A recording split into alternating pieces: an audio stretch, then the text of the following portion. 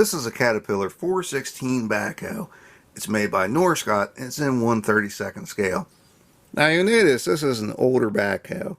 It's the original 416 that come out from Caterpillar. And they put this out around 1985. Now, in the mid-80s, Caterpillar started to get, they started to get big, like bigger than they already were.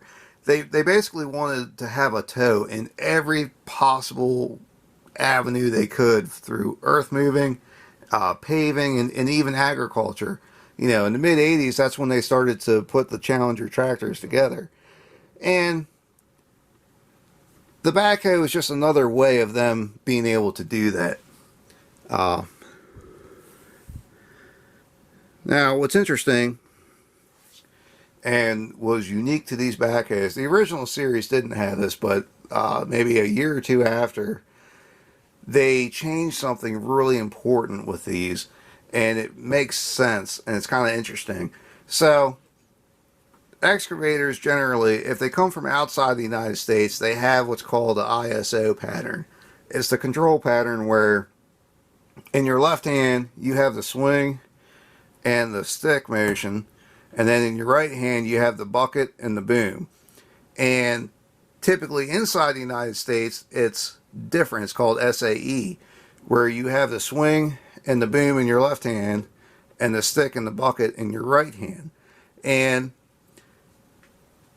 the backhoes were typically set up SAE, where the boom and the swing was in your left hand. And excavators typically came from outside the United States, so they were all set up ISO. So if you had a guy in your excavator all day and then you put him in the backhoe, he had to do that mental switch just to be able to work the machine and not have to think about it. And some guys can do it, some guys can't. So what Caterpillar did was they started the system where you could have a pattern switch in the backhoe.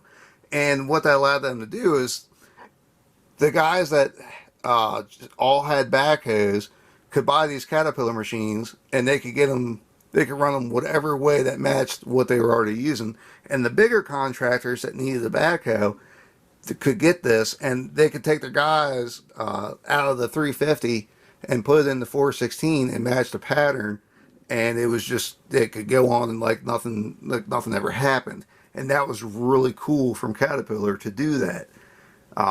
And they were also one of the first. It's such a common thing these days to see that. Most of the time it's just a flick of a switch to change the pattern, but it wasn't always standard. And Caterpillar is one of the people one of the companies that made it a standard thing. Now, Norscot made these right there towards the end of when they lost their license to Tonkin, the cat license. And it's okay. Not great, not good, but okay. As far as the range of motion goes, it's really pretty decent. The bucket rolls back enough, and it dumps high enough, and you have a pretty good dumping angle. And the backhoe is the same way. You have a really pretty good range of motion. It looks about like it's supposed to. The stabilizers work. The only thing that really is terrible is the operator station. Like, those backhoe controls are just terrible. You kind of sort of have some gauges in there. The loader stick is terrible. The steering wheel is alright, but the seat, it really looks to me like they got the seat backwards. Like, the back is on the bottom here and the bottom's in the back. It just looks backwards to me. The paint is super thick. You do have some lights and your hazards there, and you have some stickers for your glass, which, alright. There's no swing cylinders, you just have a pin there, which isn't unusual for most of the backhoes that are out in 1/32 scale. I mean, overall, it's alright. It's interesting to have, the old cat backhoe, and it's nice to have another backhoe in 1/32 scale, but for everything that's nice about it, the operator station just really takes that away, which is a shame, but it is what it is. Anyway, that's about all I have for this. If you have any questions or comments, feel free to ask. If you'd like to see more of what we have, please subscribe to Maryland Construction Diecast. And thanks for watching.